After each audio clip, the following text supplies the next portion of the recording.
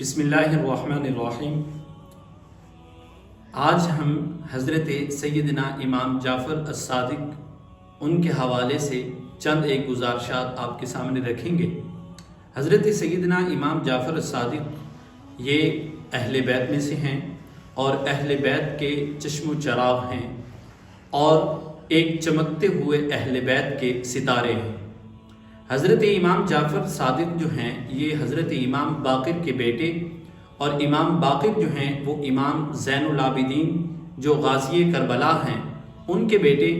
اور امام زین العابدین حضرت امام حسین رضی اللہ تعالی عنہ ان کے صاحبزادے، اور وہ علی المرتضیٰ شیر خدا رضی اللہ تعالی عنہ کے صاحبزادے ہیں۔ تو یہ رسول اللہ صلی اللہ علیہ وسلم کی اہل بیت کے ایک فرد ہیں، ایک چمکتا ہوا ستارہ ہے۔ حضرت امام جعفر الصادق کا یہ جو شجرہ نسب میں نے آپ کو باپ کی طرف سے بتایا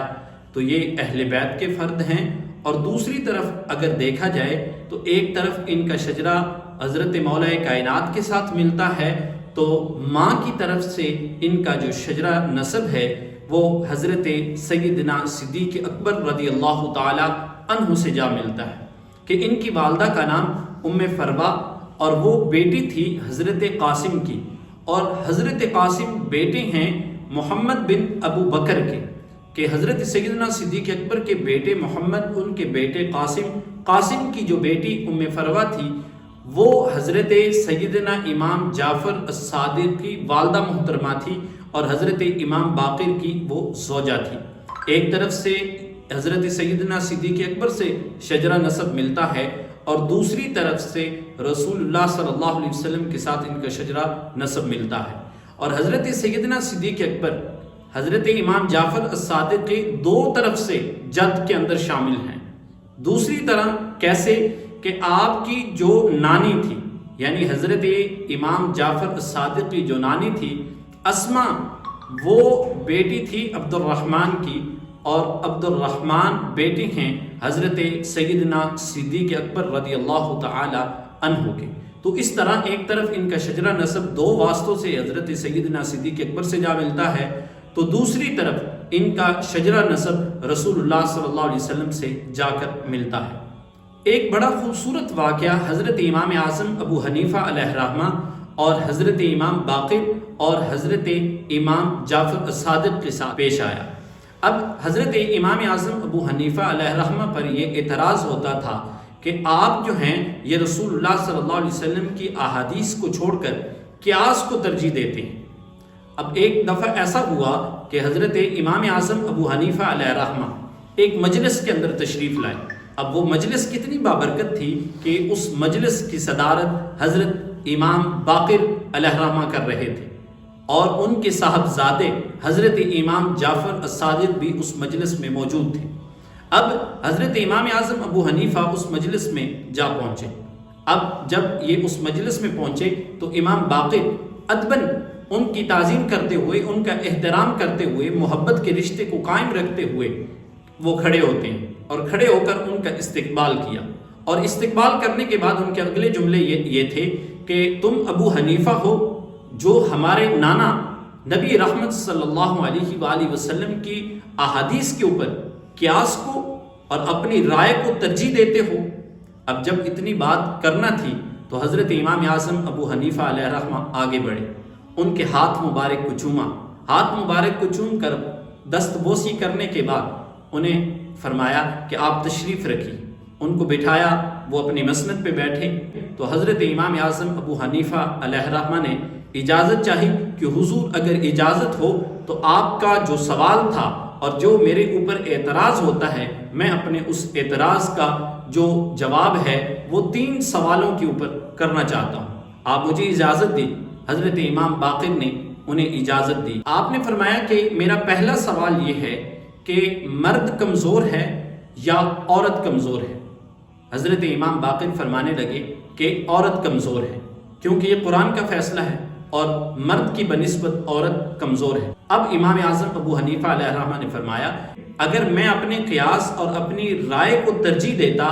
تو پھر وراثت کے اندر میں 2 حصے عورت کو دیتا اور 1 حصہ مرد کو دیتا۔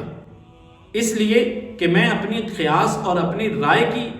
ترجیح دیتا اور یہ فیصلہ کرتا، لیکن میں رسول اللہ صلی اللہ علیہ وسلم کے فرمان اور اللہ رب العزت کے فرمان کے مطابق اسی فیصلے کے اوپر کاربند ہوں کہ جو اللہ اور اس کے رسول نے فیصلہ فرما دیا ہے کہ مرد کو 2 حصے اور عورت کو 1 حصہ دیا جائے گا۔ پھر امام اعظم ابو حنیفہ علیہ الرحمہ نے دوسرا سوال کیا، فرمایا کہ آپ مجھے یہ بتائیں، نماز افضل ہے یا روزہ؟ امام باقر فرمانے لگے کہ نماز افضل ہے، اس لیے کہ قیامت کے دن نماز کا سوال پہلے پوچھا جائے گا، اور پھر نماز افضل ہے روزے کی بنسبت۔ تو یہاں پر بھی امام اعظم ابو حنیفہ علیہ الرحمہ نے فرمایا کہ اگر میں اپنی قیاس اپنی رائے کو ترجیح دوں تو میں یہ پھر دیکھوں گا کہ جب عورت حیض کے دنوں کے اندر نماز نہیں پڑھتی اور روزے چھوڑ دے تو روزے چھوڑنے کے بعد حیض کے دنوں میں جو روزے چھوٹ جاتے ہیں اس نے ان روزوں کی قضا کرنا ہوتی ہے، لیکن نماز کی اسے معافی ہے۔ تو امام اعظم ابو حنیفہ علیہ الرحمہ نے فرمایا کہ اگر میں اپنی عقل اپنی رائے اور قیاس کو ترجیح دوں تو یہی فیصلہ کروں گا کہ روزوں کی بنسبت نماز افضل ہے، تو جو نمازیں چھوٹ گئی عورت کی حالت حیض میں وہ ان نمازوں کی قضا کرے گی اور ان روزوں کی قضا کو چھوڑ دے گی جو اس کے رمضان کے روزے چھوٹے ہوں۔ لیکن اللہ اور اس کے رسول کا فیصلہ یہی ہے کہ جو نماز ہے حیض کے دنوں کی وہ اس عورت کو معاف ہے، حالانکہ نماز افضل ہے پھر بھی معاف ہے۔ جو اس کے بعد درجہ روزے کا ہے تو روزوں کی قضا اس عورت کو کرنی پڑے گی۔ جب یہ بات حضرت امام اعظم ابو حنیفہ علیہ الرحمہ نے حضرت امام باقر کی مجلس میں کہی تو وہ اٹھ کھڑے ہوئے اور آگے بڑھ کر حضرت امام اعظم ابو حنیفہ کے ماتھے کو چوما اور فرمایا کہ تم تو رسول اللہ صلی اللہ علیہ وسلم اور ہمارے نانا کی احادیث کا پرچار کرتے ہو، اپنی قیاس اور رائے کو ان کے اوپر ترجیح نہیں دیتے، بلکہ تم تو حضور کے احادیثوں کا پرچار کرنے والے ہو۔ ان کے ماتھے کو چوما اور سینے سے لگاتے ہوئے یہ فرمایا کہ جو لوگ تیرے بارے میں کہتے ہیں وہ غلط کہتے ہیں۔ ائمہ اہل بیت جو ہیں ان کے درمیان اور حضرت امام اعظم ابو حنیفہ علیہ الرحمہ کے درمیان جو آپس میں باہمی محبت تھی، اللہ رب العزت سے دعا کرتے ہیں کہ مالک کائنات ان کی محبت کی وجہ سے ہمیں بھی ائمہ اہل بیت حضور کے اصحاب اور حضور کی آل کی محبت ہمیں عطا فرمائے اور دین حق پر راہ مستقیم جو ہے اس پر چلنے کی توفیق عطا فرمائے۔